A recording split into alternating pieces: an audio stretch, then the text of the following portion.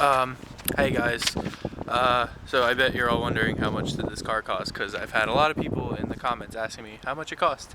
So today we're going to actually talk about how much it cost and the whole build, and the number was actually pretty surprising to me, because every time somebody asks, I'm like, oh, it was like between 14 to 15,000 like total for everything, and then that includes subtracting the interior that I sold, the stock body panels that I sold. So I was like, okay, like, it can't be that much.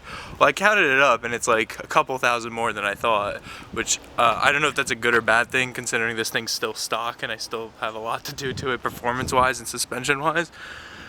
So yeah, but anyways, I'm just gonna go over the list with you guys quickly. It's raining. I don't know why I decided to do this these days, but the side skirt is missing, because like I said, I was gonna start taking the kit apart, but then the guy's like, we had a misunderstanding where he's actually coming the next weekend. So the last car meet in this car was not really the last car meet, technically. I don't think it was, but I did take off the skirt because I started filling that hole for him. You can see there's a little bit of minor rusting over there. I just need to primer it. It's just surface rust, can be sanded off. But the car's still together as of now. This weekend I am going to a full drift event with my good friend Dan, the one with S13, so I will be doing like a 2-day vlog thing. It'll be one video, but it'll be a 2-day. Maybe I'll get to drive his car. I'll be riding along with him the whole time. So it's going to be a great weekend. Hopefully it makes for good content. Hopefully you guys are interested in drifting and a lot of cool cars that get driven to the limit. So anyways, without further ado, the list. Okay, so I will start with the car itself. This car is a 2001 M3 E46. I don't know what country you live in, but M3 E46s aren't that rare in America, especially the automatic convertible models. They go for like $6,000–7,000 with like 130 plus miles, 130,000 plus miles. So they're not rare, because I saw a lot of people saying like, oh, why did you do this in an M3 and not like a 325 or something? But you know, they're really not that expensive, and I did want the suspension on the M3 is way better. It has an LSD. It has, the suspension is totally different. The engine is good, 330 horsepower. It's a great engine. So I got this car for $9,000. He wanted $10,000, but I gave him $9,000. It's a manual. It's a coupe. It's a 2001 first year, which means it has no crash sensor things where it's like when you're reversing into a spot or something, it beeps. It doesn't have heated seats. It never did. It has this like super bougie, what is it called, navigation from like the late 90s, where it's like a little 4-inch screen, because the year after this, to 2002, this entire thing was a screen. So, but you know, it's okay, because I was like, well, I'm probably gonna end up taking out the radio or something eventually, because of race car. So after that, it is a $9,000 car with 106,000 miles at the time. It just hit 113,000 right now. I've been driving it quite a bit. Anyways, the next thing would be the muffler. I counted that in the price, but it really depends. It was the eBay muffler I had right here. It was just this back section, and it was $200, and I still haven't sold it, but you know, I'm just gonna include it, or not include it, whatever. The body kit. So I did get a sponsorship on this body kit, which is like 30% off, but I'm just gonna go by numbers, because you know, a lot of YouTubers are like, oh, let's see how much this build costs, but you know, they're getting sponsorships for almost everything. So realistically speaking, if you did the exact same thing, even if you got lucky finding a car that cheap, you want to be able to do it for as cheap, because you're not getting 40–50% off parts like they are. So the only thing I got like a hookup on, quote unquote, was the body kit, and that part was, it's normally, as you can see, $2,800 shipped. I got it for, I mean, I'll be honest, I got it for $2,000 shipped, but still, I went off the number of $2,800 shipped, because if one of you wanted to recreate this using your own efforts, I would like you to know the real number, not, you know, kind of BS you.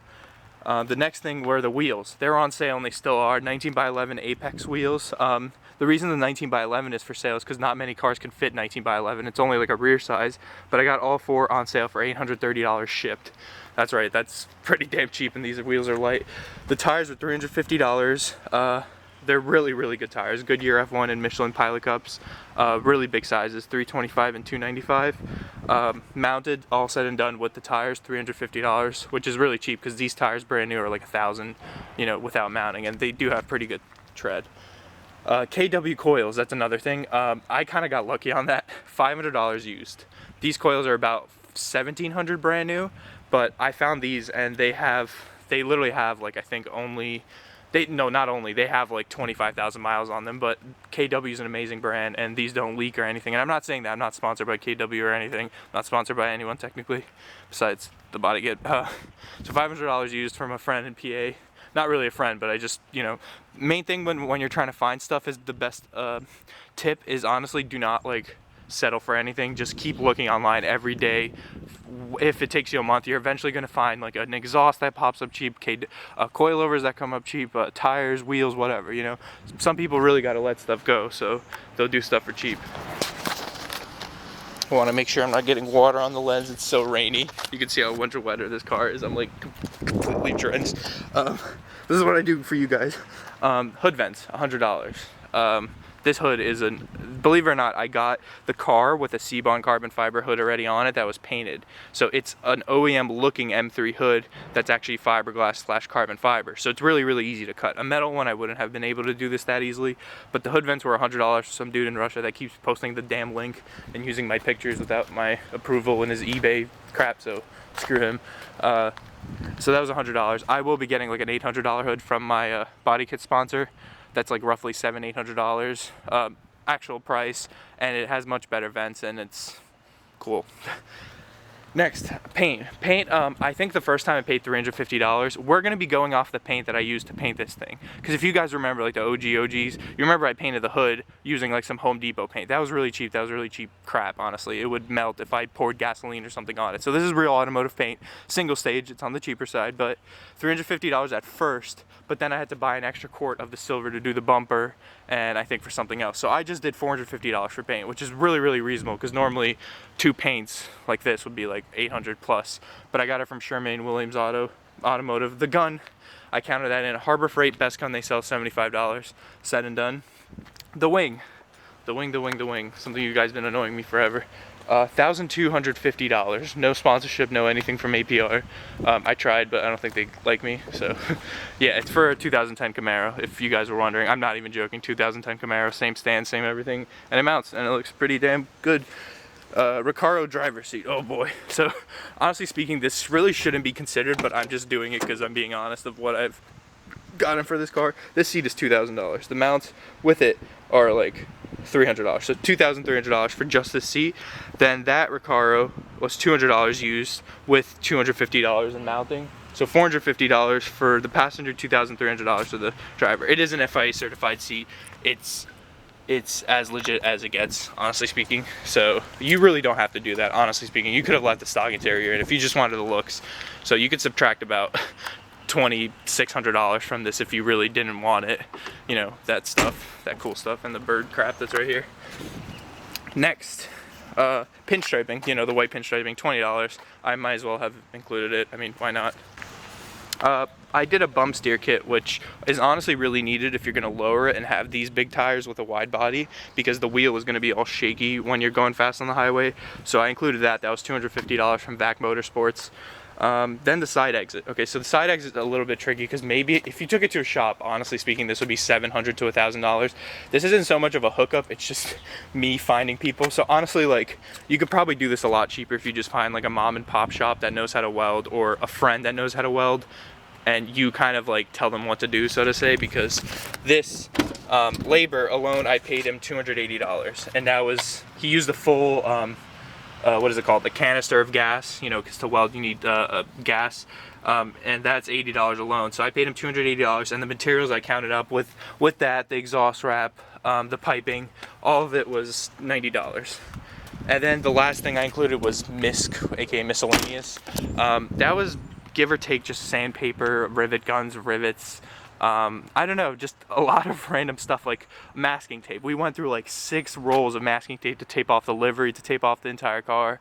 So I just put $150 for MISC, because that sounds about right. So once you calculate everything, that is a whopping $18,895. That's exactly what I said. That's a lot of freaking money. I was expecting like 15,000, 14,000. But then I calculated the stuff that I sold, which I have on this other side.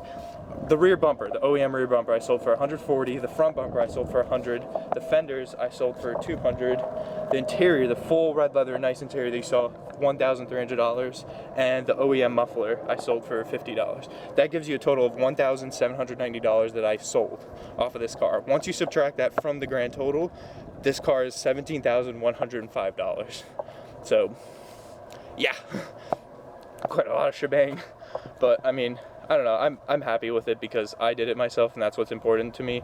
And you know, I think you guys should also kind of do your own stuff. You will fail, you will fail, because as you can see, the paint isn't the best thing, but that's why you come back again and do it again. And yes, it costs more in the long run, but it's sometimes really, really worth it to do everything yourself. As you saw in the video, I literally did everything. Once again, that price is with you doing everything. You painting it yourself, you putting on the kit yourself. If you had it painted, it would look a lot better, but it would have probably been for labor alone about $1,000 on top of it to have somebody put on the kit, to have somebody put on cut your body and stuff like that. That's also money. So this isn't if you know how to work on a car, and even if you don't know how to paint, I'd recommend it. It's a nice feeling. I don't know, I like painting more than I like working on a car because it's kind of like art to me. So I personally do really like it. But other than that, that is basically everything. And so for the next video, I really don't know if it's going to be taking off this full kit or it's going to be going to the drift event, because that is Saturday and Sunday. But I really don't know. But I am going to probably be picking up what is it called, headers for this car for like $100 or so. So we can make it louder and gain about like 20-30 horsepower, which would be pretty cool. Finally start doing performance mods to this car. But on top of that, when you guys say swap a V8, okay, I'm just gonna go on a little rant here. P60 is the V8 found in an M3 GTR race car.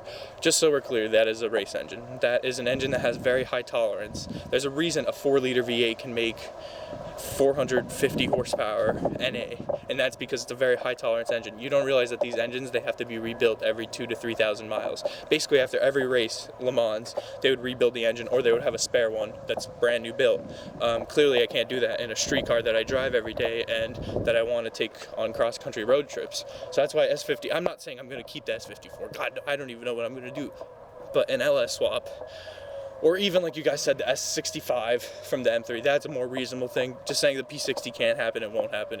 There's just literally no way that I'm gonna have an engine that I have to rebuild so often, because I could just slap a supercharger and make more power than that V8, So, second thing, straight cut gears. Yes, I know the whine, blah, blah, blah. That, it's really, really, really expensive. It's $8,000. It's $8,000 freaking dollars for the transmission gears, and then I have to pay somebody to put that in the transmission. I've never built a transmission. I mean, I'm not trying to learn on gears that cost $8,000, so that's definitely not a DIY. But just so you guys realize, I am 21 years old. I do this all by myself, and I have like some crappy hourly job at AutoZone, which is actually right around the corner, so hopefully they didn't hear that. But I drive a van for AutoZone. I don't make really any money. I'm just trying to make as much as I can. The YouTube thing has been starting to help a little bit, but hey, if I get YouTube famous or something like that and can make enough money just living off of it, I would gladly I swear to God, I promise, I will go out and buy a C6 Corvette and remake Cross's Corvette without selling this car. So I'll have both the cars and take them both to meets and whatnot, but that's just dreams, I mean, maybe it'll happen, maybe it won't, but it definitely won't happen this year. I know that for a fact. Maybe in 2019, maybe in 2020, but who knows? I have a lot of big things I want to do with cars, so thanks for watching as always. Be sure to subscribe, because I try to keep it like 2-3 videos a week and make them kind of relevant and stuff. And here I am out in the rain making videos. So yeah, thanks for watching.